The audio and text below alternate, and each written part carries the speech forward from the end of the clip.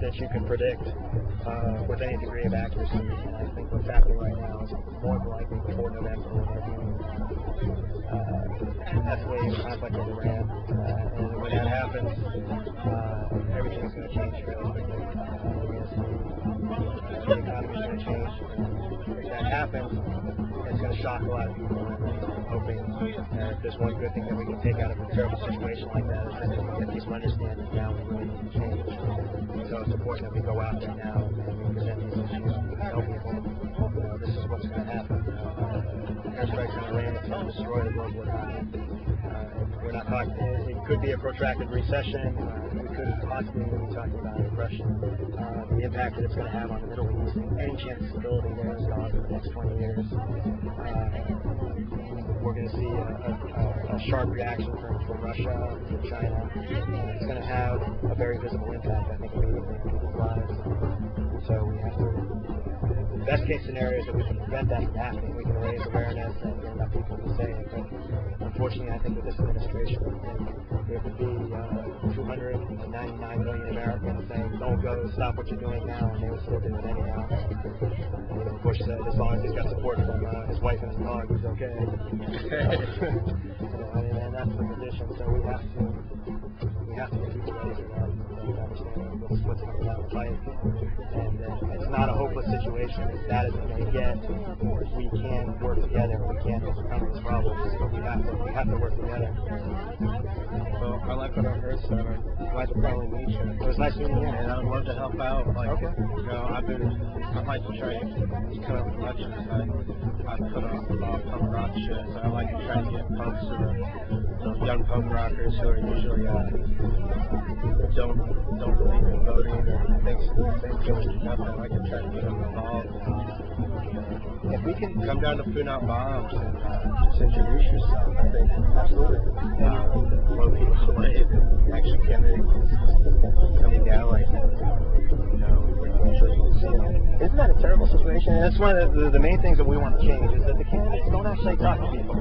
You don't have a campaign check, they don't talk to you. Right. And this is why we have this disconnect. I mean, I think, people give the American people a hard time for not knowing what's going on in the world and everything. And to a certain extent, that might be true. But the biggest problem is there's just such a huge disconnect between the people and between the system. And that's what we've got to address. And the only way we're going to do that is we have to do that on this level.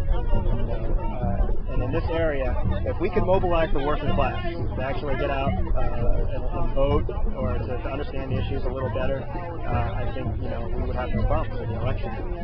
It's just a matter of getting people to understand that yes, you can make a difference. Yes, we can actually work together. We can change the government. It's not a hopeless situation. And that's really what we've got to do is we've got to get out there and get people to understand that. All right. Well, I got to get going. It was nice meeting you. Nice meeting you. Nice meeting you. Nice meeting you, Bob. Got a couple more. So how's things going here? Pretty good. What is the event coming from? Oh, it's coming from the laptop. Yeah, I have a program. It's going to start coming out on the feed. You can hear it. Wait a minute, what's going on? I heard it, but I wasn't sure. How are things going with you? Good, good. With a good reception here today? Yeah. Can you check the live feed for that camera? We have, I think we're having a problem with the sound, but it is.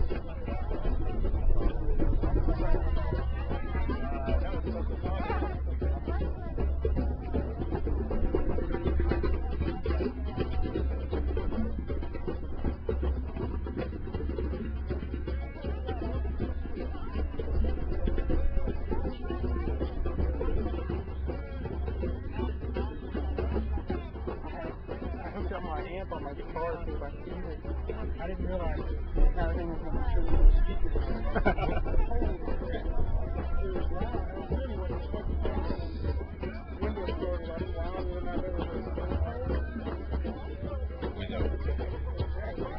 And that's the problem.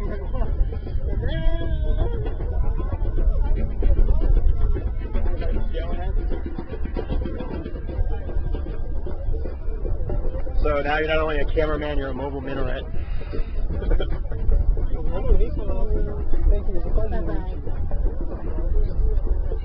Thank you.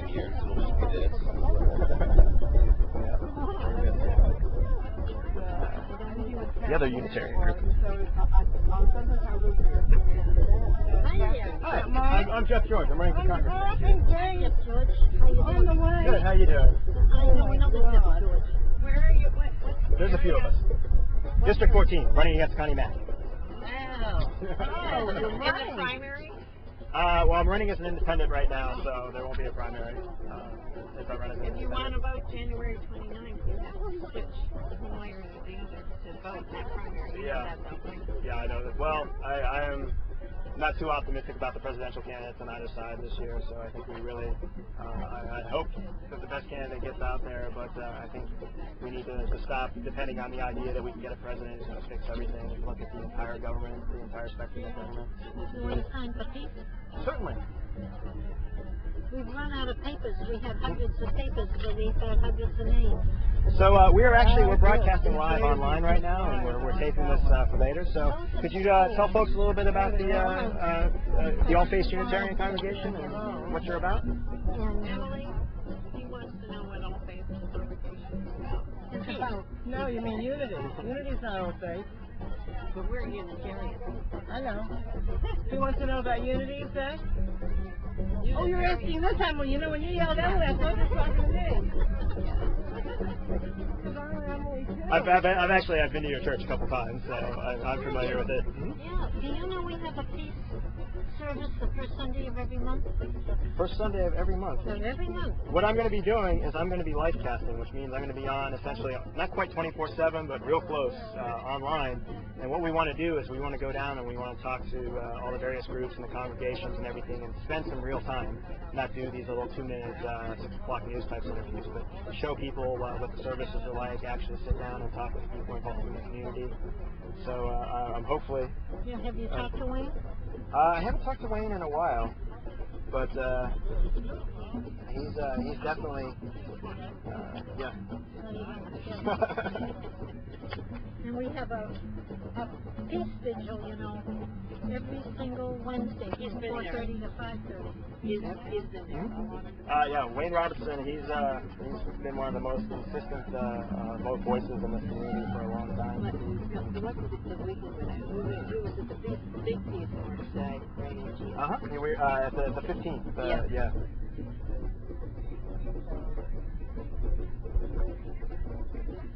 So what would you do differently? Well, I think the biggest issue right now is the war on terror. We need to take this in a different direction. All we're doing is we're making the situation worse. The situation in Iraq, first of all, it doesn't matter if we're there 4 years or 40 years. If the political infrastructure isn't in place, which it's not going to make a difference. And all we need to do is we can look at the occupied territory. But we're going to look at the Palestinian situation to understand if that's the case. If there is a force constantly being applied to the people, then they're never going to have the opportunity to take that Iraq. So we need to pull out of Iraq. Number one, the single most important issue is not escalate with Iran. That is, I think, the biggest threat right now that we need to be out there making people aware of, is that this is a world-changing event if we go into an attack Iran. Essentially, it's a matter of not focusing so much on the use of force and on defense and actually going out there and sitting down and talking to these people. I'm a Muslim myself. Muhammad's my imam over there.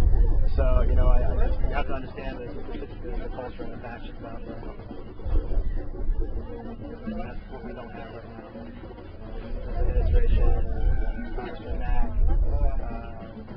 Who do you think up there is most likely to get down Trump's people? Obama said that he would do it. Obama, I think on the Democratic side, we've got Edwards, Obama, and Richardson. Would you like to travel? I'm a huge fan of Dennis Kucinich. Have been for a long They're time. not a governmental organization. I know. I think if there's one candidate that represents American dreams better than anybody else,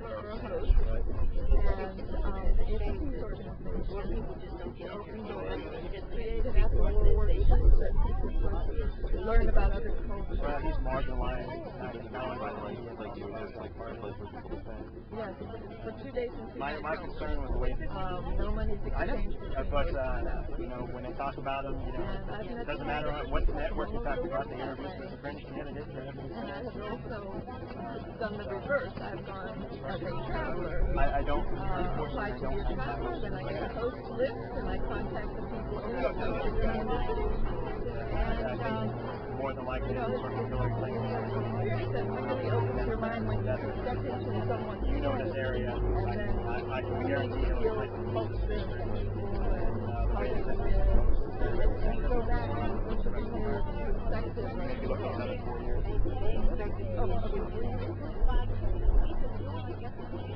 Very different. What's the saying? To get on the wrong. But if you don't,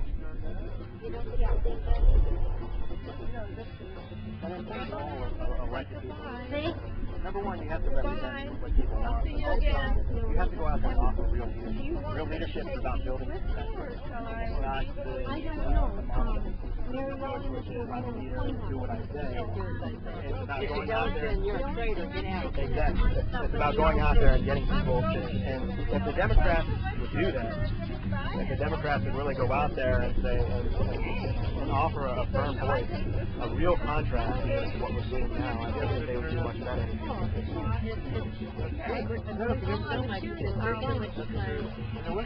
Bashing Hillary instead of putting forth their own And it's just, you know, unfortunately, it's the way the election politics work.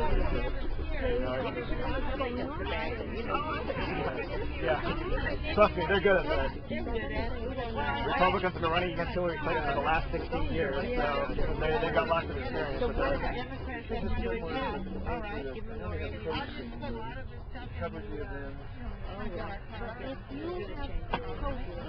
You're looking for that. Well, I hope you get into it. and that's what we got to focus on. We've got to get people in this district to understand that there's alternatives. And this is so important, actually getting out and talking to people face to face, which is one nice thing that I hear from everybody here is that it's somehow it's unimaginable that a federal candidate is actually going to go out and talk to people. You know, people don't have any contact. Thank you very much. It was nice talking to you. It was nice to meet you.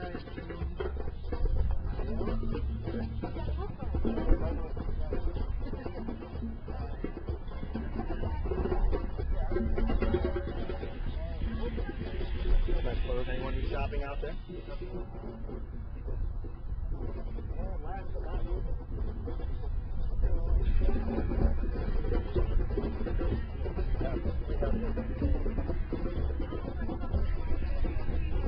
The group you can never miss.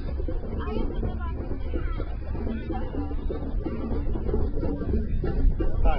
Hi, how you doing? Good. I'm Jeff George. I'm right on with you. We met at the market last week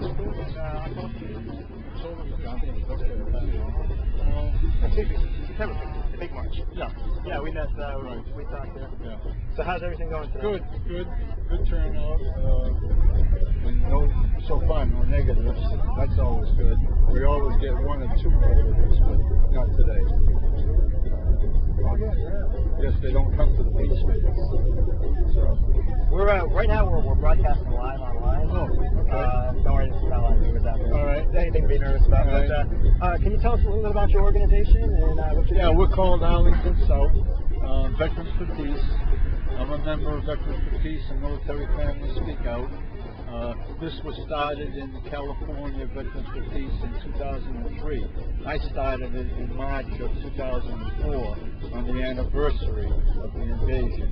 And I do this every anniversary, I do it every Memorial Day, and I do it every Veterans Day.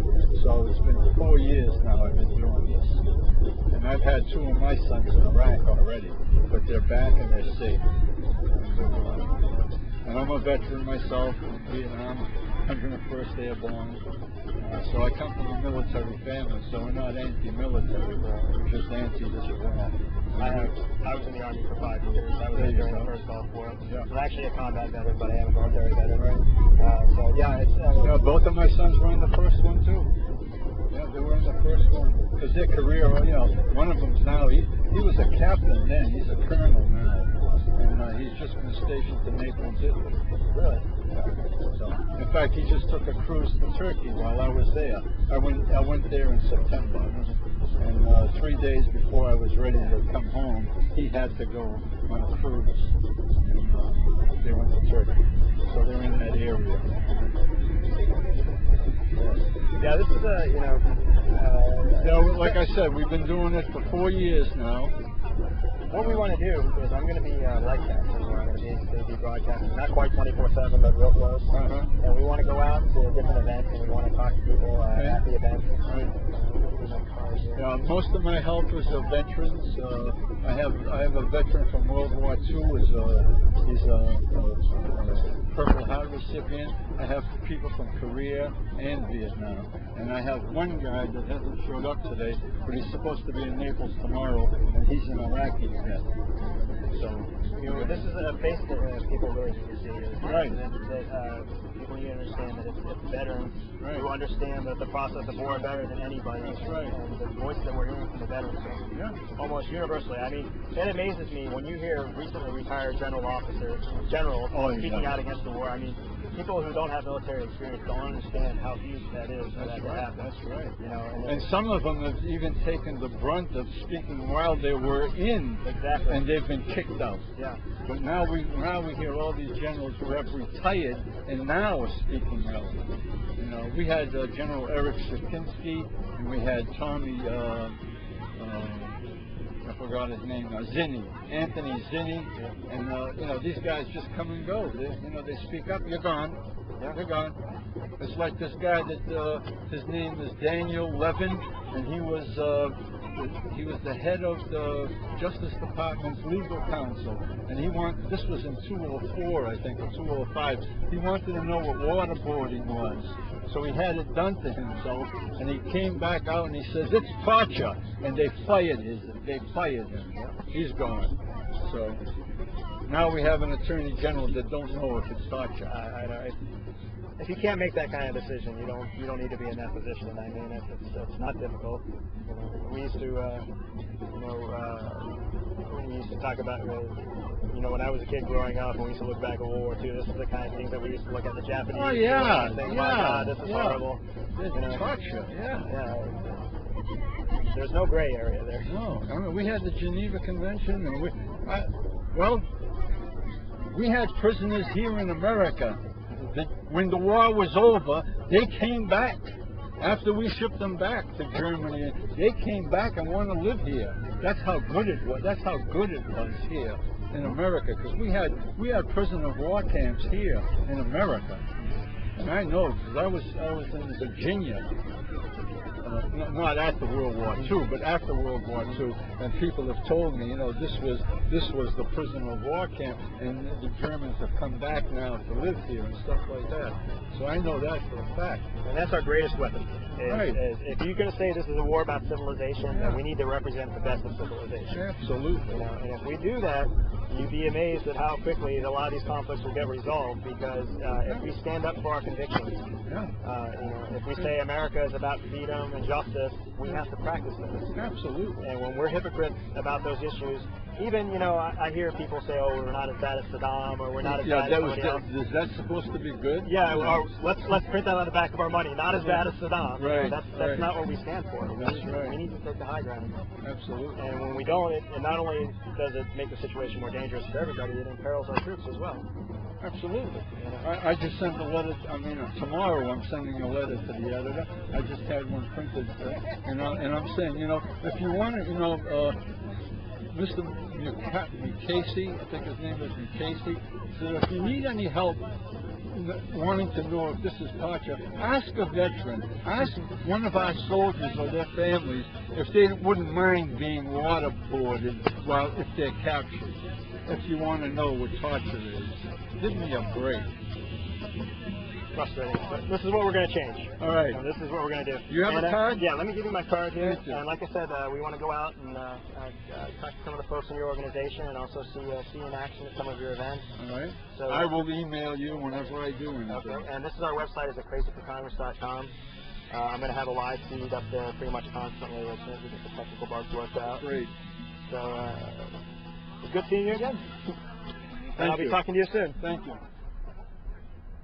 One more, then you can give your own.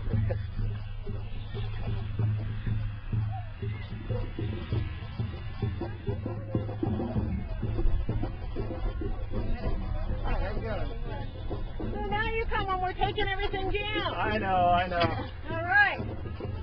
Blame it on the phone company. This has been the most popular booth by far here because we're so pink. Well, you can't miss you guys, that's for You sure. can't miss us. So how did everything go today? It's fabulous. Really good. You like that? You want to have it, Morgan? There, yours. You're welcome. You just look smashing. Yeah, it looks like there was a decent turnout today. There was a decent, I have no idea the numbers because it's been a long day and a lot of people have come and gone. People were here from like 9 o'clock on this morning. So yeah, it's been really awesome. We've been selling all our pink stuff. So, but Yeah, we are actually, I'm in the new place now, the new campaign headquarters. good. Is that over there by Mohammed? Yeah. Yeah. We've, right now we're actually, we're live online. Oh, good. In the next few days, hopefully next week, we'll have that link up permanently. All right. So actually everywhere I go, we'll be broadcasting and we'll begin to know people. Don't Iraq, Iran. Okay. I like that. This is about Florida for Peace. And, Code Pink and Florida for Peace here, our focus totally is on Congress. It is. And so we've been bird dogging Senator Nelson for about 4 months. We send him these postcards in every office. We go sit in it. We met with him. And now we're going to really focus on Connie Mack. That makes two of us. We don't like Connie Mack. And so we would rather see someone else than Connie Mack. And That's going to be a peace candidate. what we have to No torture. we were just discussing that very issue. Yeah. What we have to do is we have to help people to understand that we need to stop depending on a president who's going to solve all our problems for us. We have to look at the government in its entirety. We have to look at Congress, the presidency, everything. Yep. Look, it's all coming down. The whole empire is coming down. Maybe coming down now, but it'll be going up real soon.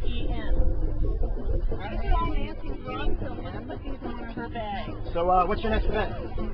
Our next thing we're going to do, as Code Pink, I think we're going to make some really big banners and we're going to drop them off the Summerlin and Gladiolus overpass and maybe off the bridges that say "Don't bomb Iran" and "Troops home," something like that.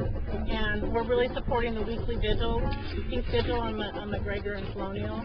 That's what we're doing locally. Well, we got a lot of stuff going on in D.C. too, and all around the country. I don't know if you saw, it was in a lot of the headlines when Condoleezza Rice and one of our Code Pinkers, Desiree, came up with blood all over her hands. She said, "You got blood on her hands, Condoleezza." Yeah, It made big that. news. It's great. I saw the headlines. I gotta get my little daughter. Well, it's good to see you again. Hey, you too. I'll be talking to you real soon. Okay. You're on our Code Pink email list. Yes, and As I you apologize. notice, I'm the only one who ever posts stuff. But we're trying to grow. I've been quiet the last couple of months because I wanted to start everything once we were up online. So you're going to be seeing a lot more of me now. The reason I haven't been real active is because I wanted to wait until we had, this whole thing's about accountability. So I wanted everybody to see the process for me from the beginning. That's why you're doing all the videoing. Right, exactly. Well, good. So that's what we want people to see. So. Good. I'm sorry you came so late. The speakers were awesome today. Yeah. Really, really excellent. Unfortunately, I've been fighting with the phone company for the last week to get my line in, so I can have my live feed, and they finally showed up like 11 o'clock this morning, so I wasn't able to get away until about 1:40. So, it's good to see you again. You too. I'll talk to you later. Okay.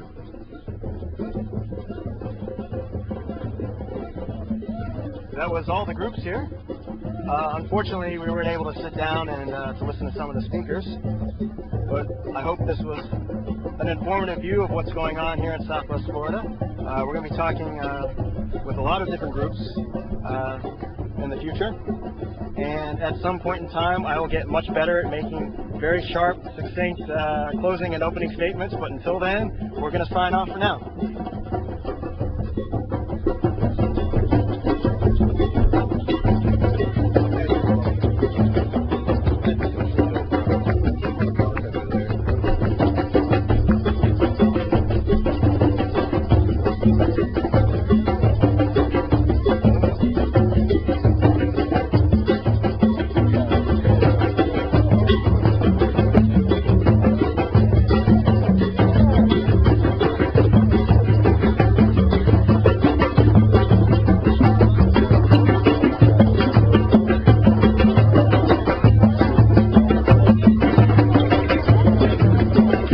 Thank you.